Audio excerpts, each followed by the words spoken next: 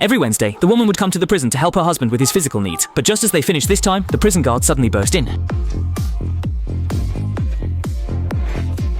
Looking at the jailer with a frivolous face, the man wanted to rush up and beat him up, but knowing he would be released in 2 weeks, he had to temporarily suppress his anger. However, his cowardly behavior made him appear as an easy target in the eyes of the other. That night, several prison bullies broke into his cell.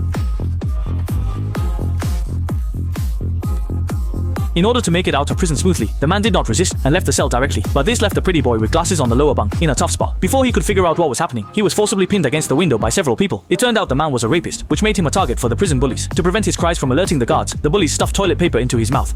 Hearing the bespectacled man's screams, Brother Chang suddenly remembered the words written in the notebook. He was wrongfully accused and brought in.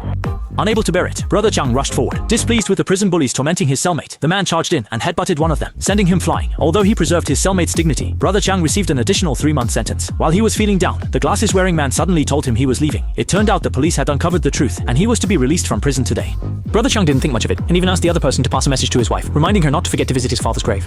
But at this moment, Strong Brother was unaware that the seemingly harmless glasses-wearing man was actually a pervert who specialized in torturing and killing young girls. He intentionally got close to Strong Brother in prison as part of a trap set up with the prison guards, aiming to get the 20 million in stolen money that Strong Brother had hidden. However, just as the glasses-wearing man walked out of the prison gates, Strong Brother unexpectedly received a visit, and it turned out to be the police captain who had originally caught him.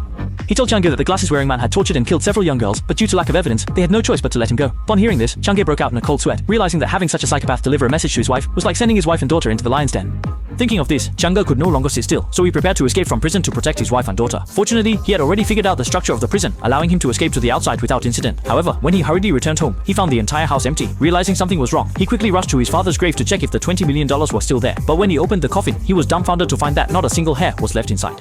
What made him feel even more desperate was that at the very bottom of the coffin lay a female corpse. Seeing that